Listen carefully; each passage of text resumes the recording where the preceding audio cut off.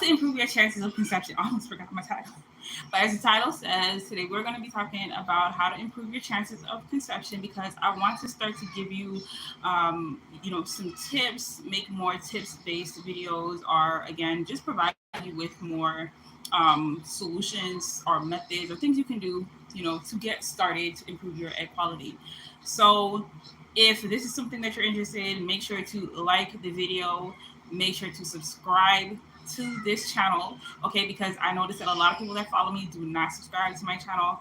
A lot of people that watch my videos and comment, they're not actually subscribed. So that's one of you. And again, sometimes YouTube might unsubscribe you from different people you follow. So make sure that you are following me, subscribe to me, turn on the notification bell because I am going to be sharing some amazing tips with you today.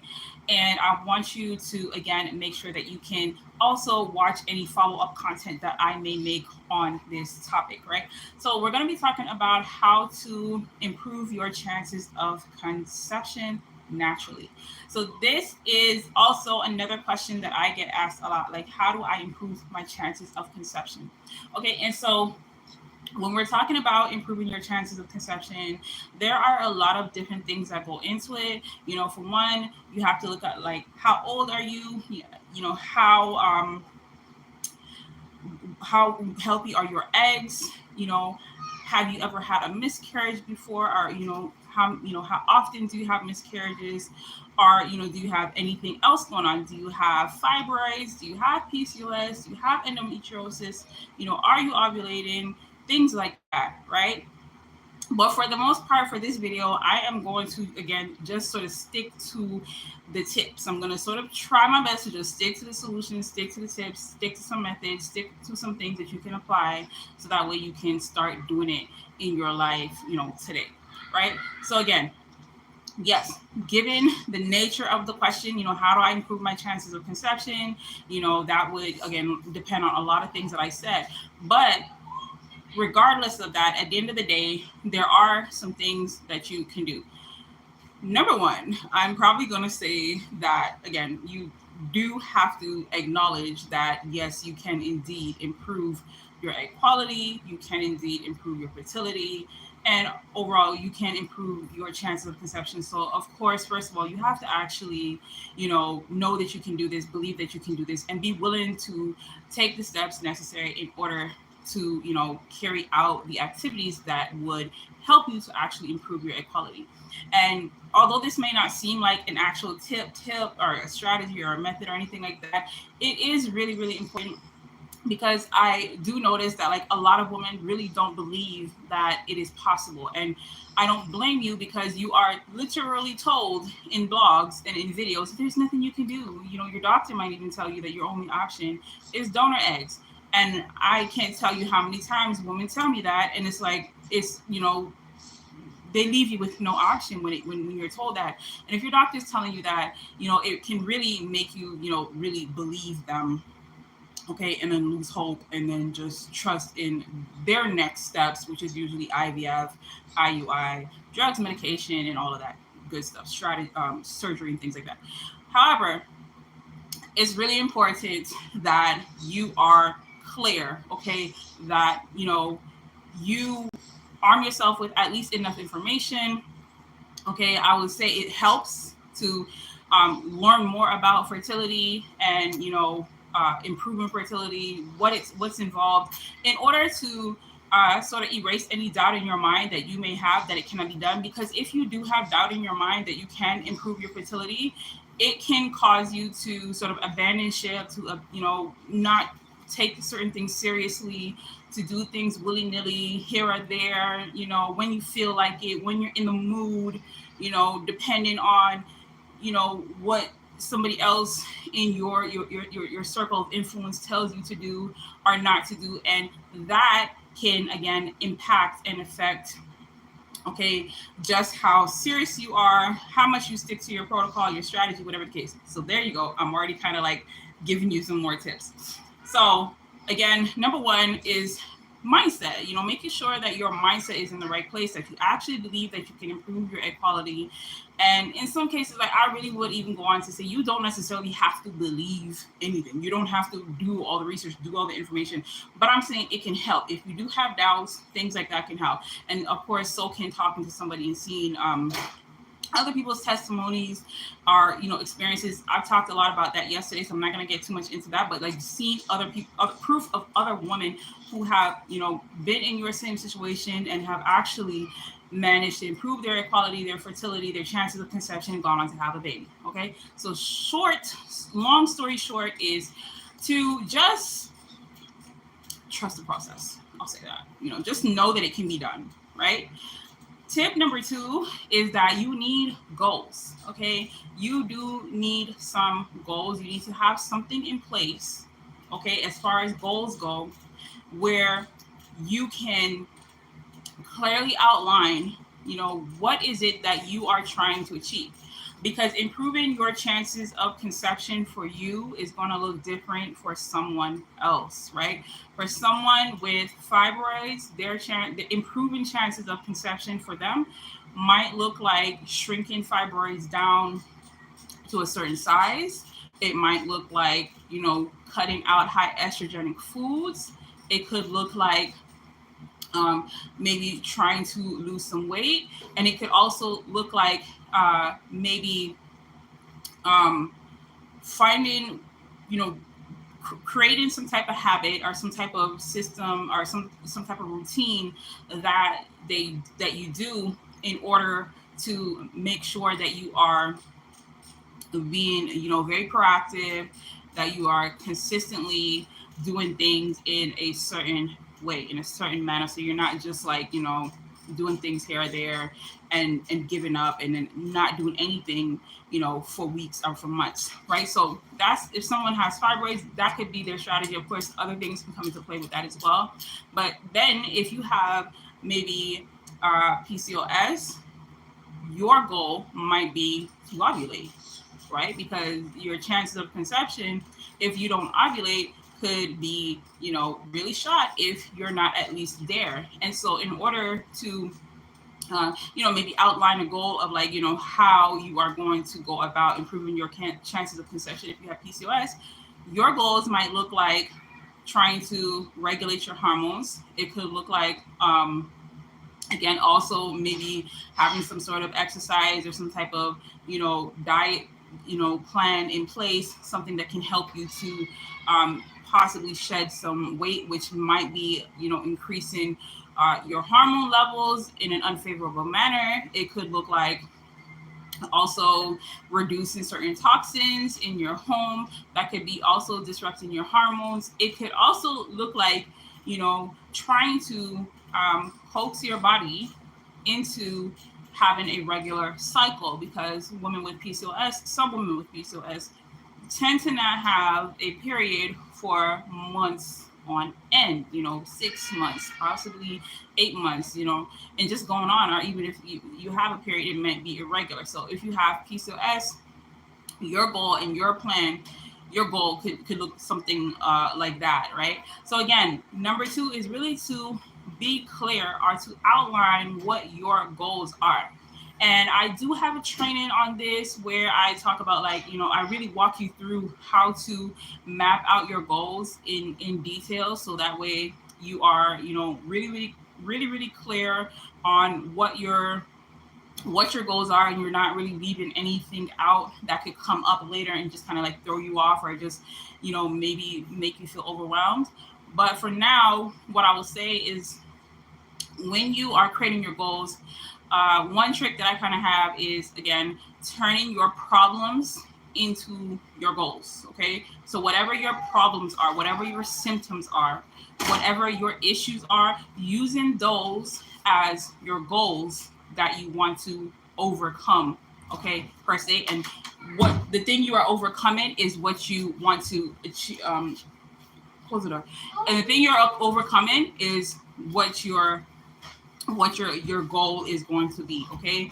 So again, it's sort of like what I was just saying. If again your issue is that one of your symptoms or your issues is that your periods are irregular, or you you have maybe pain in your abdomen, or your cycles are heavy, whatever it is, that is an issue, that is a problem, that is something that needs to be resolved, because it's not although it may become normal, like you do not have to suffer. You're not supposed to necessarily suffer, every single month, or that's if you experience pain in your period, or you're not supposed to really, having any like other abnormal growths happening in your body. So whatever your issue is, I like to turn those into goals. I know it doesn't sound um, you know, like something we should be doing, but it works when you put it like on paper and you map it out. Like, this is the problem, but we're just gonna call it goals and put overcome, in front of it. So my problem is fibroids. My goal is to shrink fibroids. My problem is PCOS. My goal is to get rid of PCOS, or at least get rid of the symptoms of the PCOS. Okay, and the reason why this works is because when you break down the problems, okay, into things like symptoms, or you just you know cross out the problem and just say that, okay, you're just overcoming this. What happens is you can there are ways that you can achieve those goals. So if your problem is that you have an irregular period, okay, you can regulate your period. There are several things that you can do to regulate your period. There are herbs, there are different like sleep cycle strategies that you can do. There are certain foods that you can eat, right? There are exercises. There are different things. When I say exercises, I don't just mean physical, exercise. I mean there's activities. There's certain things that you can do. Okay. And so, but first step is to outline your goals, because if you don't know what it is that you're trying to achieve, okay, and if you really just are like just trying to be too vague, then you know breaking down to the actual steps, the actual things that you can do for your unique situation, can make it a little more vague as well, or a little too generalized. So you want to be very specific about what your symptoms are, what your problems are, okay? And this works too, even if you haven't been diagnosed, and if you want to go back just a little bit, you can, go ahead and at least try to get a diagnosis. I have spoken to women that have PCOS that tell me that getting a diagnosis from their doctor or doctors is really like, fighting them to the nail. They're dragging out the process. They don't want to give them an exact answer. And like a whole year will go by before, at least one woman I spoke to, before she got a diagnosis, and another woman had to just flat out ask her doctor, so I have PCOS, don't I? And he finally told her yes. So you can go ahead and you can get a diagnosis, but I'm telling you that if you are going through the runaround, or if you already know what your exact symptoms are, this could be another way to sort of hack the process a little bit, right?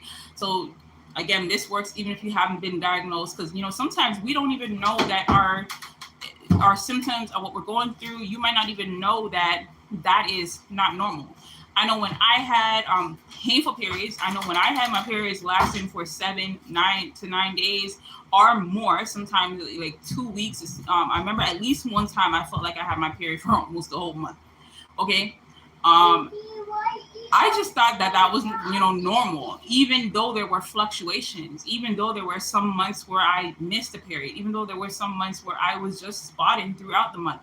I thought all of this was normal. All of this was acceptable. All of this was to be expected. Nobody told me that this is not normal. I mean, compared to now when, my cycles are very regulated, there's no spotting, there's no bleeding for 2-3 months. There's, so I say all that to say, take a stock of your symptoms, okay? Or, even, you can even go as far as certain emotions that you may be feeling. If you're very, very overly emotional, that could even, constitute as a symptom. If you also are feeling very like not aroused or not interested in sexual intercourse with your partner, write that down, because that is also an issue. If you're not even doing the thing, and I've spoken to a lot of women, like too many women who are telling me they don't even want to be touched, or they don't feel they don't feel nothing. They're not in the mood, but they want a baby. They're not doing nothing. You're not having the thing. How you gonna have a baby if you're not doing the thing? But again, these are symptomatic.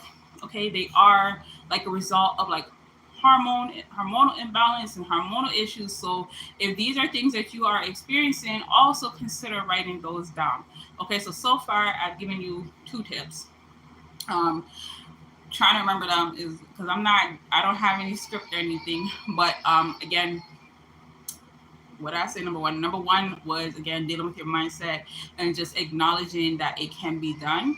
Okay, and number 2 was making sure that you have some goals. And I gave you ways to find out what your goals could be for you, because it can be, I want you to be very, very specific when you are planning out your goals, by, again, looking at your problems.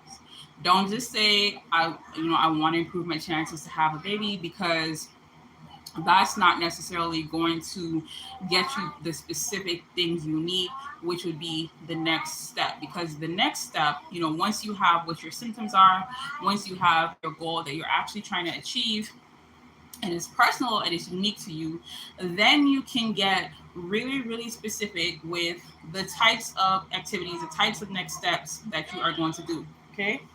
And so, number 3, let's move on. So, number 3, once you know what your unique symptoms are, your the things that pain you the most is what you want to focus on. Okay. So number 3 is really picking one thing. I would say one thing. You could start by maybe going with at least 3 to 5 things, because sometimes, as women dealing with fertility issues, sometimes you can have a lot of things going on. Sometimes you can have extended uterus. You can have back pain. You can have ovarian pain. You can have indigestion or digestive issues. You can have headaches. You can have again, spotting. You can have excessive bleeding. So it could be a lot. I think everything I mentioned, I probably had everything that I just mentioned and some, right? So you wanna pick at least 3 to 5 things. Okay, you might have a list of 10 or 20 symptoms. I'm saying do not try to save paper when you are writing your symptoms down. Do not pretend that these things are not bothering you. Do not be embarrassed. Do not feel ashamed. Okay? Write your symptoms down. Okay? If there's odor, write it down. If there's STD or STI, those things can also affect your fertility. Let's be clear. Okay? So those are some things that you are dealing with now. You've dealt with in the past, dealt with in, ever since you've been went through puberty, or have the first time you notice you had fertility issues. You want to go back. You want to go back as far as you can when you are writing your symptoms down. Okay, because sometimes we forget, or sometimes we can even train our body to ignore these symptoms. And if we have certain symptoms, we may and I'm saying we just general, but like we may also not immediately draw the correlation to how that can be affecting our fertility. And this is really sad, because it stems from a lack of education, because we don't know. No one teaches us that hey, if you got injured when you were a child, that could be affecting your reproductive system. That pain, the gassy pain that you could be feeling, that could be dealing with some other type of issue going on. Or if you have poor digestion, if you can't like keep food down, or if you're not like absorbing certain nutrients from your food, that could be affecting your fertility, right? And it may be classified as something else when indeed it is affecting your fertility. So again, if you have like any digestive issues, if you have emotional disturbances or imbalances, if you have physical injury, And again, if you have like clear signs of reproductive, issues or harm, write those things down. Okay. So, like I said, then you want to pick at least 3 to 5 out of that list. Okay. However big it is, pick 3 to 5 that really, really, really, really um, affect you the most. Okay. Especially if they're causing you pain, especially if they're causing you discomfort, especially if they are causing, if they're obvious, if they are, and of course, if they've been diagnosed, and, if it's something that you just really, really want to get rid of or for it to go away. Those are the things that you want to focus on.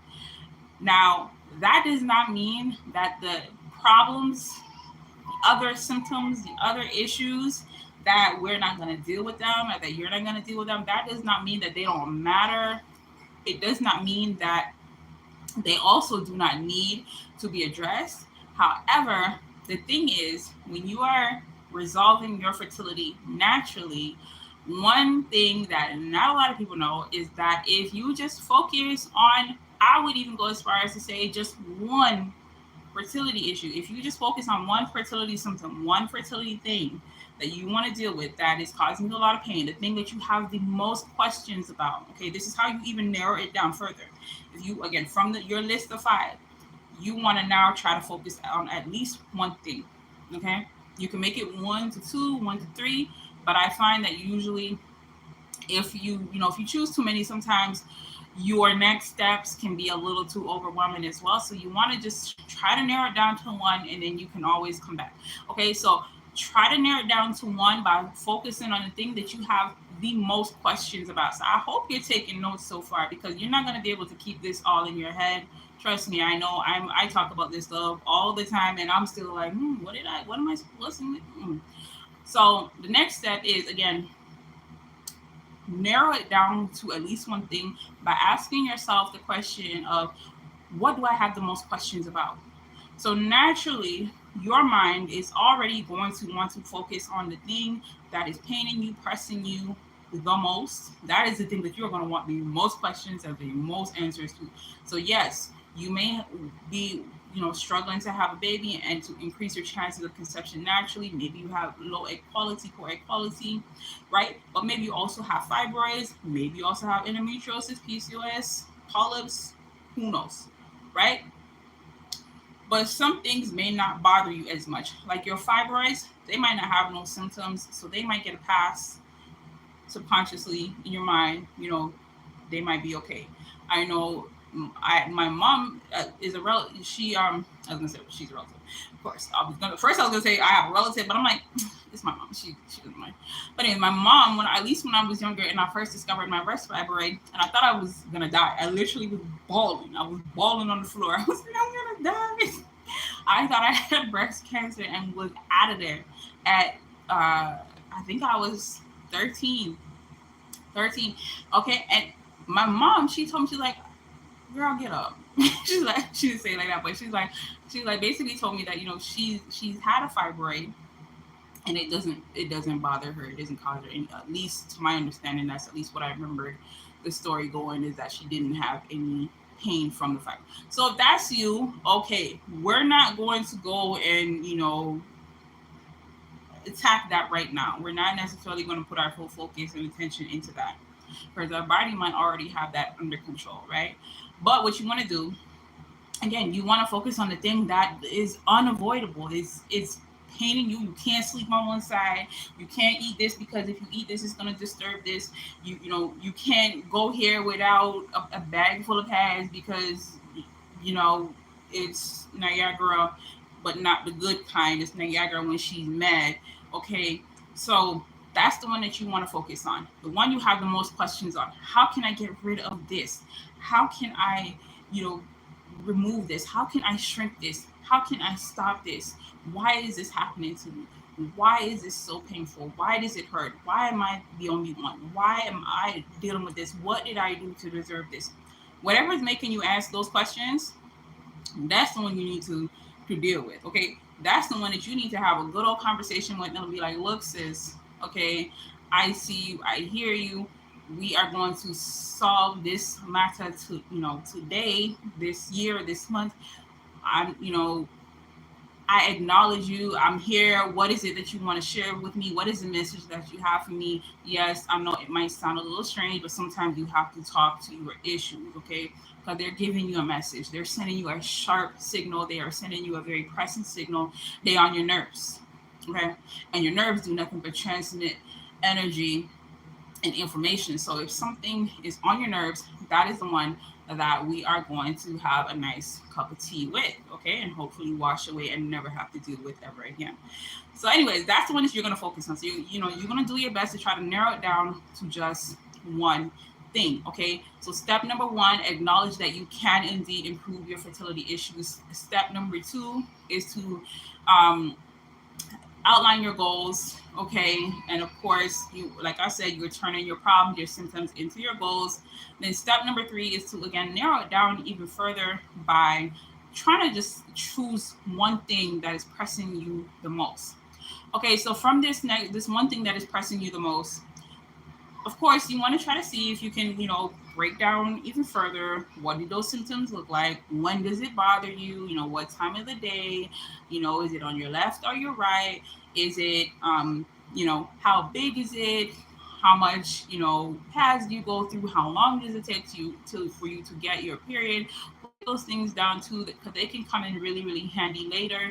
And also, you're going to want to um, have something so that you can sort of look back to. So you're going to want to have some sort of like track record or some type of reference point.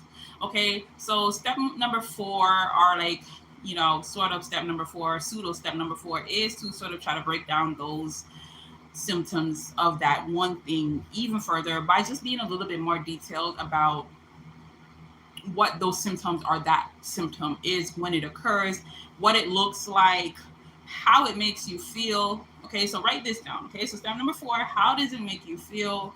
You know, why, when is it happening? So again, you're really trying to outline like what the scenario looks like of this number one symptom that you have chosen. So you see, if you stuck with the 20 symptoms, or if you stuck with the 5 symptoms, this can become a lot of work, trying to again outline, when does this affect you, where does it affect you at, what side, how big, what does it make you feel like. But again, it's really up to you. I'm just trying to make it as easy as possible for you, because I'm going to tell you also why you want to just focus on one in a second, right? Which is like a super, super pro tip coming up. Okay. But for now, with your one symptom, just try to outline, more details about it. You basically, you kind of, and you don't have to do this. I don't necessarily always do this in my like coaching programs or anything, but if you really want to get to the root of the problem, this is what you can do. Really, you want to sort of create like a persona, or you want to create a profile of this one symptom. So like I said, when do you feel it? Where do you feel it at? If it's a mass, how big is it? How much does it weigh? If you've ever had it like weighed with like ultrasound or something, I don't know how they're weighing these things, but I imagine it's ultrasound. How big, how much does it weigh? I think usually they do have to like remove things to weigh them, but anyways, you get my point. If you know how much it weighs, okay, fine. Right. What triggers it? Okay, what triggers the symptom? And again, it doesn't matter what it is. This could be you feeling that you have a lack of libido, or a lack of stamina, or energy, or interest in intercourse. It could be you experiencing headaches. It could be you experiencing whatever, digestive issues, or whatever the case may be, that you feel like is possibly flaring up, fertility issues. And again, it could also be you just not having your period, or you not ovulating. Whatever the case, how long has it been since you last ovulated? How long has it been since you last had a period? When you do have your period, how many days is it? things like that. So just try to create more detail around it to really, really understand what the problem is, right? Because if you don't know what the problem is, you're not going to necessarily really be able to solve the problem. Or even if you do solve the problem, you're not necessarily going to know that you're doing that. Like, you might solve the problem, but you might be like, how did I do that? Like, did I, it's the same thing with my breast fibroid. I wasn't consciously actively trying to shrink my fibroid when I did. I just looked up one day, like two months later, and I was like, how did this thing, where is it? I've had this thing since I was 14. Where did it go? Right? And so I had to, take the time and be like, okay, that's what I did. I was on this, journey. I was, eating, drinking, living certain ways, and I was doing it in a very, certain way, in certain manner, but that's what I did. So you're going to do this anyways, but it's better to, now, of course, if you know that you're trying to improve your fertility, you're going to, be more clear and cognizant of the fact that, okay, I did X, Y, and Z, so you're going to do it anyways. So you might as well just take 5 minutes, 10 minutes, and just outline the problem. Okay, so now I'm going to tell you why it is better for you to just focus on one thing when you are trying to improve your fertility or improve your chances of conception or improve your equality. When you are struggling with multiple fertility issues all at the same time, if you just focus on one thing, because the way that the body works, and the body, in order for, again, you to be sick, there are other things that have to be off. By the time you have fibroids, by the time you have poor equality, by the time you have PCOS, by the time you're not ovulating, by the time you have whatever it is, polyps, other symptoms of PCOS, by the time that has already expressed itself, you have already been dealing with months and months and months, years and years and years of hormonal imbalance, okay, toxic buildup of, stress affecting your cells, so cellular stress.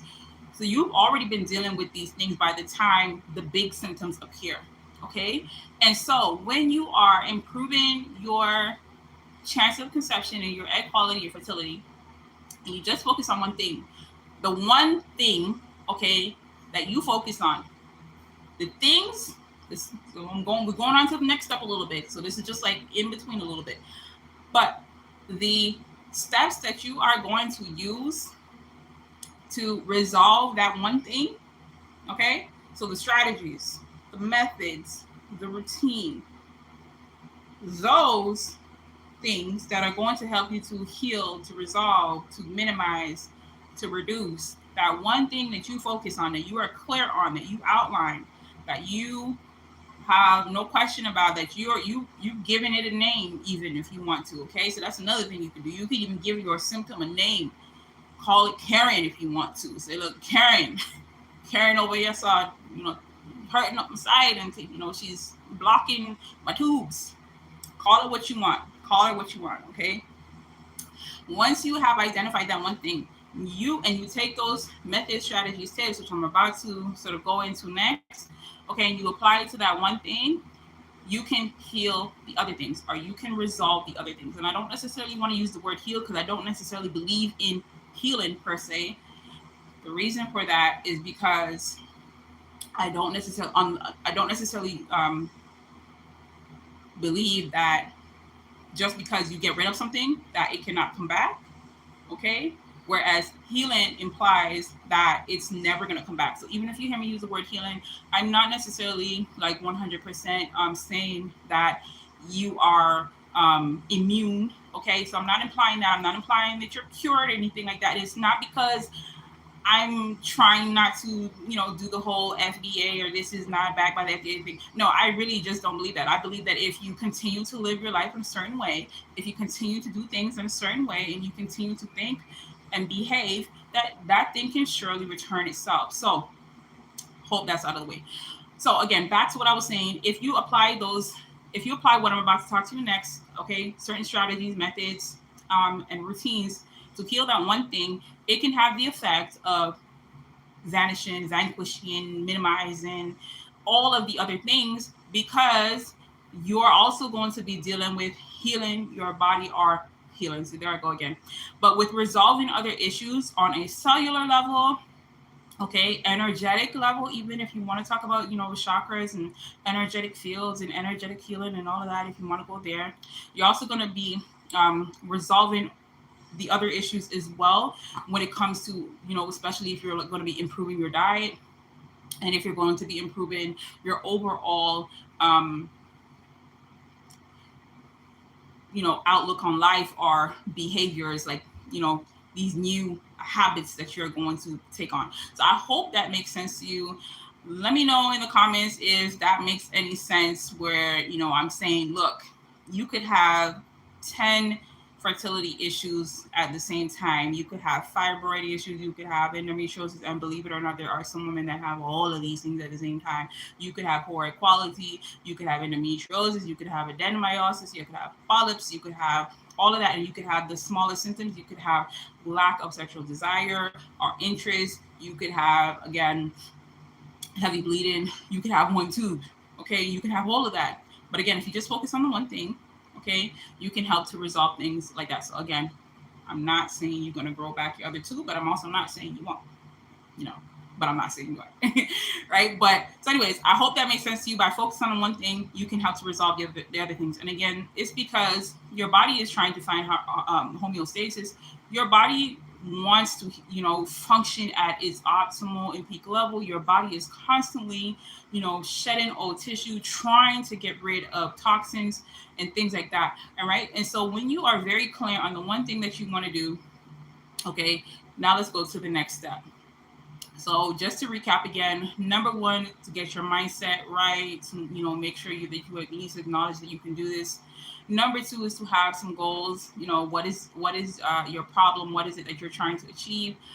Number three, I don't know. Number three is to clearly outline, okay, what those problems are. We're going to say number four is to outline, pick one thing, okay, and outline that further, okay, what the profile of that one thing is, the one thing that you're trying to get rid of. What is the profile of that? Number five now is, okay, that you now are going to create, select, or practice certain fertility activities, okay, certain fertility methods. You can call them treatments. I do not necessarily call these fertility treatments, because I don't look at them like that. I look at these things I'm about to talk to you about, I look at natural fertility methods really as our natural sort of way of life, or like what we should be doing, what we would be doing if we were not here in the West, if we had our cultures, if we were living more in tune with nature and things like that. So what you want to do with step number five, is you want to create some type of practice, create some type of strategy, some type of routine, include or incorporate certain natural fertility methods in your life, okay, that are going to help to work to resolve that one thing. So once you have clearly outlined what is the profile of this thing, how does it affect you, when is it triggering you, when does it flare up, when do you notice it, how long has it been happening, and you understand that, okay, you can resolve this. If you haven't had your period for 6 months, then, and your goal is to get your period, okay, now we want to look into, what can I do to regulate my period? What can I do to get my period back? Okay, so that can look like taking certain herbs. Okay, so step number five could look like you finding out what herbs can help to bring on your menstrual. What herbs can help to, build up your blood, so that way you can get your period back. What herbs can help to balance out your hormones, so that way you can get your cycle back. Okay. And again, the same thing can also go with if you haven't had and if you haven't ovulated, what herbs can help you to ovulate? What herbs can help you to, build up your eggs and your follicles so that way they can, go through the steps in the process of being released and, multiplying until the point when, it comes time for you to ovulate and they are released. What can help you to do that? Okay. And so that's just with herbs. There are also, again, certain foods that you can eat or certain meals or certain types of foods that you can eat, okay, that can help you with that as well. And so you might want to look into that as well. What type of nutrition or diet should I be eating if I have X problem? Okay. And also, you also want to look at, okay, like, if you do experience like digestive issues and things like that, take that into account, right? Because you might need to stop eating certain things. So maybe if you eat a lot of greasy, fried, fatty food, and then you realize, you're in pain, you feel lethargic or tired immediately after 4 days, you can't move, maybe you might even feel your period, sorry, your fibroid starting to pain you or feel sore or twisted or whatever the case may be, feel worse, maybe even grow. You might even notice growth. You might notice pressure. You might even notice, again, just pain and things like that. And if you are able to connect that to certain foods that you might be eating, again, you might want to let that go. Okay. On the flip side, you might want to also look at, well, what are certain foods that I could eat that can help to minimize my experience of this issue or this problem, these pains that I've been having. um, what can I eat that can help me to possibly even build up my nutrient reserve, build up my energy reserve so that my body can sort of deal with this itself. Okay. And it's very possible, right? So, again, you could figure out what is the one problem that you're having, when you're having, and all of that. And then look at foods that combat that. So, if your issue is like, maybe you have like fibroids, okay, or like, let's focus on egg quality. Like, let's say you have egg quality, okay, you have poor egg quality, your AMH is low, okay, you might want to look at certain foods that are going to help with um, possibly like your regulating your LH hormones. You might want to look at foods that help to stimulate the ovaries to grow. You might want to look at foods that repair the egg cells or that have an affinity for repairing um, cells in the reproductive region. And so there are foods out there. There are and there can be, sometimes there can be a thin line between foods and herbs. But a lot of times, I like to just sort of focus on herbs, and then when I can, sort of just focus on foods. But sometimes there's like a little gray area where food is an actual herb. But anyways, you know, you can look for foods that again have an affinity, just like herbs can have an affinity for healing certain areas of the body. There are certain foods that can have an affinity for your reproductive organs, including your cells and your ovaries and things like that. So that so far we talked about like a lot of food and herbs like that, but that's just like one thing that you can. That's just like one, spectrum or one group of things that you can do dealing mainly with like diet and nutrition. But I also like to get my women that I deal with to focus on other things. What about actual physical activities that you can do, right? A lot of times when women have fertility issues, okay, they are also told that you need to, or it can help if you lose some weight, or you need to reduce your estrogen count, or maybe you even need to put on weight. I have also spoken to women that very athletic, very built. You may need to stop some of what you're doing. You might be in energy deficit, or like nutrient deficit, right? Because maybe you're too athletic, okay? And maybe you don't necessarily know that you're athletic, but the type of activities that you were doing or your job or the nature of, your business or whatever the case may be may deem you to be, more athletic than your body is, designed. Like you just more athletic than your body can manage and still conceive a baby at the same time. So for some women, you may need to, put on some weight or reduce some of the physical activity, right? So now we're talking about like exercise, right?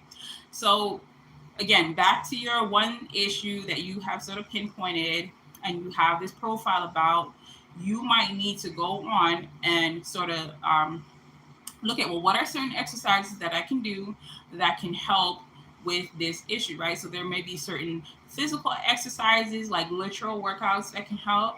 There might be some other type of exercise practices, okay, like Tai Chi or yoga or Pilates or whatever, other sort of more, I like to lean towards more yin exercises, okay? So you really want to stick to the yin exercises. And yin, when I say yin, it's just like, the opposite of yang. Yin is the more feminine energy. Yin is the more softer energy. Yin is, again, where we want to focus, especially when we're talking about exercise, right? Because we're not a man. You're not a man. Our bodies are not built to, do the things that men have been doing. But again, in society, we have, again, for the most part, sort of adopted a very masculine role. For whatever reason, I'm, not here to debate or to judge or any of that right now on this channel. In some other aspects, I will be like, look, this is why, women have become a little bit more, masculinized. Okay. But for the most part, the society that we live in, it has been expected and the norm for women to do certain things. And women have, for the most part, adopted that. And, that affects our fertility. It affects us on a hormonal level. And it is not what we want to do. It's not where we want to stay at, especially if, you're trying to improve something like your egg quality. That is a very, very delicate sort of energy that you're dealing with when you are trying to improve your egg quality, because again, your eggs, they do operate on a vibrational frequency that helps it to grow. There's constant movement, and if the energy that you are sending to your eggs is too masculine, you're going to shut down hormones.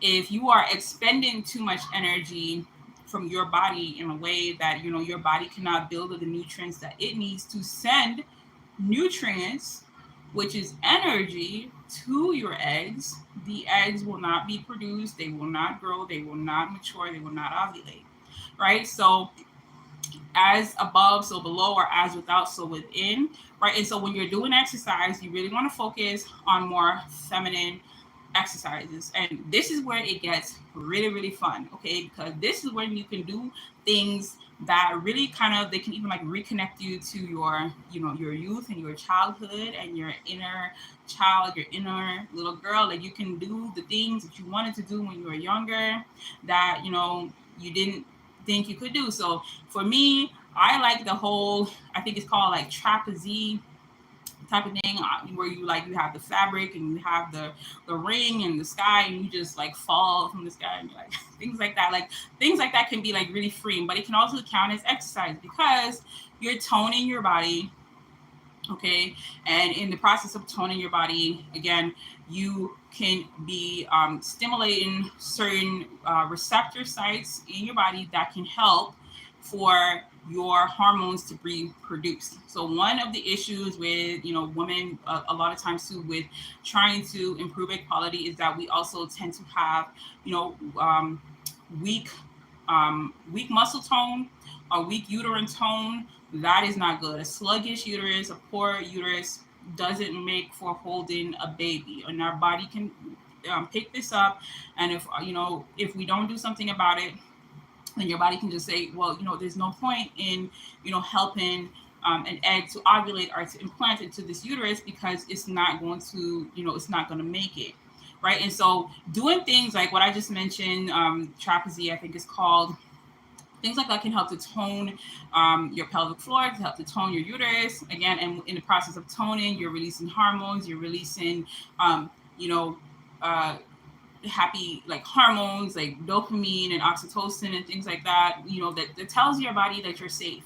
Okay, doing certain exercises that are more yin tell your body that you're safe, you are, living your best life, that you're living a soft life, like you can bring a baby into this world and the baby's going to be safe, the baby's going to be fine.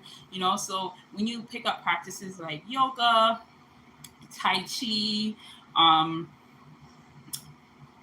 what's some other ones, Pilates, and again, there are still like certain, ranges even within these exercises. Like some of these yogas, they're you don't want to be doing like hot yoga. Some of these exercises, you don't want to be doing nothing where you are completely out of breath and you are completely, shot for energy. You can barely make it to the car when you're done. I saw something else where it was like a type of like ballet mixed with Pilates, and this one woman, she was like she could barely walk out of the place.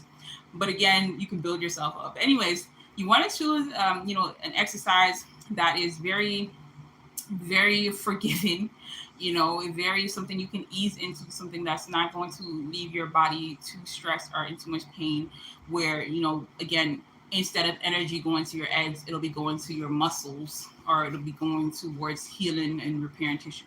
So, you also want to choose like an exercise, right?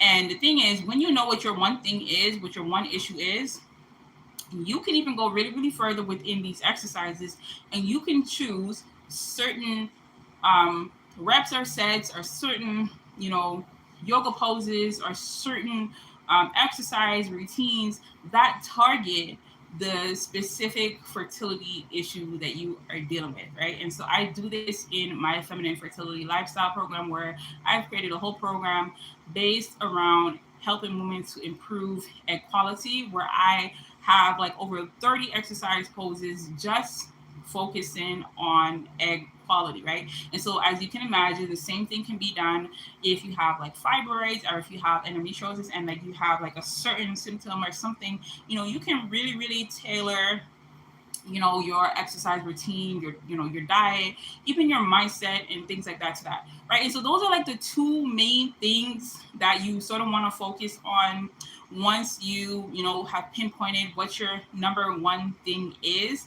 Okay. Which is your diet, and having some type of exercise practice or routine or something in place.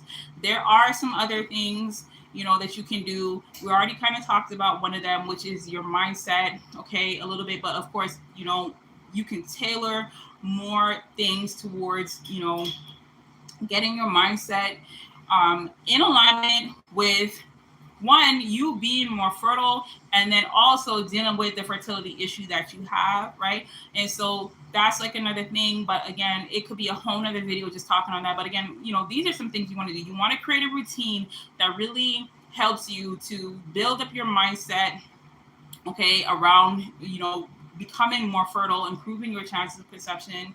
Okay, the fact that you actually can, again, remember what I said, that was really, really key, right? You want to improve your diet. Okay, you want to try to eat foods that are really going to help you to target the one fertility issue that is really, really the most important to you. And again, as a result of that, some of the healthy benefits of eating a certain type of way that is going to help you with that one thing. It's also going to rub off, and sort of resolves a lot of the other fertility issues you have. Okay, and then you also want to focus on exercise, which can also be tailored, and you can also like sort of create a unique exercise routine just around the fertility issue that is pressing you the most. And of course, again, some of the effects of that can also help to resolve any other fertility issues that you may have. Now, another thing which I've saved to the end is self-care. Okay, so self-care is like, okay, super bonus tip number 4, okay, within this within the solutions that I'm sort of giving you here. So again, self-care is something that is very, very overlooked, that I don't really hear a lot of other fertility coaches or anybody talking about. But for self-care is where, again, you really get to dive more into your femininity. You really get to dive more into that yin energy. You really get to dive more into, this this beautiful energy of just constantly, you know, healing. Is like, I want to use the word healing so bad, but constantly. And there's nothing wrong with it. A lot of people have a problem, especially with women using the word healing, and we're always healing. But if you think about it, your body is always healing. Your body is always trying to repair damaged tissue, replace damaged cells, restore um, energy to your eggs and to your cells for the most part. And again, your egg cell is the biggest cell. So why wouldn't you want to, also be constantly, you know, um, be proactive in that process, right? And so that's where self care comes in. And this is where it takes improving fertility naturally out of the one and done way of thinking. Okay, so most people think about improving fertility, or not even improving fertility. Most people don't even think about improving fertility. Most people think about IVF. Most people think about donor eggs. Most people think about IUI. Okay, but improving fertility naturally, improving your egg quality naturally, improving your chances of conception naturally, when you're using self care, okay, it takes you out of this fix it quick method and go back to the thing that caused the problem in the first place. When you when you implement self-care practices into your lifestyle, into your routine, you become a different type of woman. Okay, you become a fertile woman. I'll just say that. Of course, shameless plug. I have a free training or free guide in my free training in the link where I give you my fertile woman workbook where I go into more than that. But once you include self care into your fertility routine, or into, again, the solutions that help you to deal with that one thing or the other things as well. Okay, this is where the magic really, really, truly starts to happen, because this is where you are now taking accountability. This is where you are now becoming highly, highly aware, highly, highly proactive, where you are, reclaiming your control. You are, you know, ensuring that you are doing all you can, to really, really operate in your divine feminine. Oh my God, I hate the fact that sometimes I don't want to go into like a lot of the lingo and the talk too much of just, I don't want to sound too cliche or anything like that, but like it really is an energy. And in my heart of hearts, I really, really feel that we do need to reconnect with our divine feminine more in order to avoid these problems. Our ancestors were more in touch with their bodies, and even if we just want to just imagine a world where women didn't deal with fertility issues anymore, to me that would look like practicing self-care more, right? It would look like eating healthier. It would look like having a more beautiful mindset, especially when it came to our womb and our reproductive organs, because a lot of times we're just not thinking about them like that. We're not checking for our ovaries. We're not checking for our womb. We're not checking for our uterus. We're not checking for our cervix. We're not checking for our vagina. We're not checking for these things until they start to cause a problem. Okay, when the ovaries start, swelling, and when the tubes start getting blocked, that's when we're like, oh, we got these things down here. Okay, whereas if we, again, embody certain feminine fertility self-care practices, okay, and we are actively practicing these things, it's almost unavoidable, okay, to one, acknowledge that we have these organs, two, to notice when things are starting to go off. So the next thing you want to again do is start to incorporate self-care practices into your lifestyle as well. And so these self-care practices I'm not talking about makeup. I'm not necessarily talking about doing your hair. I'm not talking about doing your nails. I'm not talking about, wearing a dress.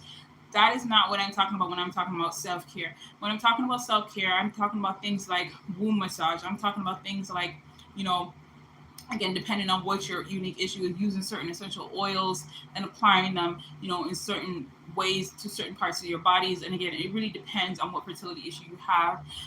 Again, self-care, it can kind of, go over to, it can kind of cover everything. Self-care can kind of mean mindset, it can kind of mean diet, it can kind of mean, certain exercises, but self-care can also really, really, and I really like to, use self care to really just focus on things that you do specifically for your reproductive organs, specifically for your eggs, specifically for your, your womb center, dealing with whatever it is that's causing you the issue.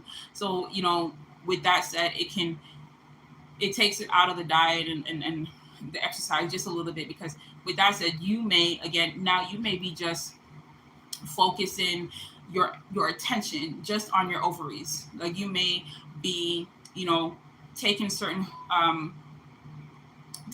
herbs and using them possibly in a yoni steam. Okay, you may be doing, like I said, a certain womb massage or something like that. Really just focusing on your womb, and doing this in a way where you are doing it regularly. You are doing it with intent that this is going to help you, with whatever fertility issue you have, right? And so, self-care, it really is a more slower process. um and when I say slow, I mean, like, it's not you trying to have an immediate solution today. It's not you taking one pill bottle and thinking that by the time you are done that pill bottle that your pain is going to go away, or taking one pill and the pill is going to go away. No, self-care is it's an ongoing process. I will say, right? But it is something that you can add to your routine to, again, help you to stay focused, to help you to really focus your attention to the area that you are trying to resolve, right? And so that is what I have for you for now. So again, creating a routine that includes your mindset, your diet, and exercise, as well as self-care into your lifestyle. Okay, all of these are four groups. Okay, again, they can have things within them that even break down smaller and target the unique issue that you're dealing with. But those are the things that you can do to help to improve your chances of conception. Okay, and so once you've done that, once created this routine or this strategy or this system that you are going to, you know use. Okay, you want to do that very regularly. You don't want, none of these things is an immediate solution. None of these things is just one and done. None of this is something for you to say, I've tried everything and anything. No, you really want to practice these things long enough for them to work, long enough for you to start to see the result, right? And so for that, I will say it does take at least 90 days to improve your egg quality. So if you are trying to improve your egg quality, you might want to consider that. I'm not saying you have to do everything for 90 days, but you know, you know you want to at least give yourself some time, right? And again, like I say, it can be done shorter. You can improve your chances of conception shorter. You can improve your equality in a much shorter time than that. But just acknowledge that none of this is necessarily something that's going to happen overnight unless you've already been doing certain things.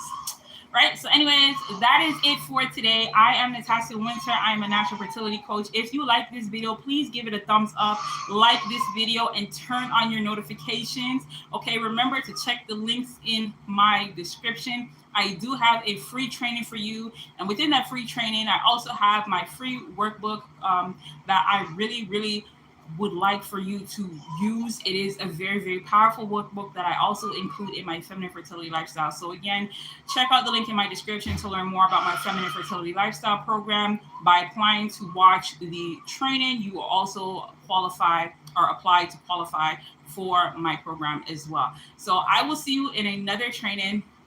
Thanks for watching this one.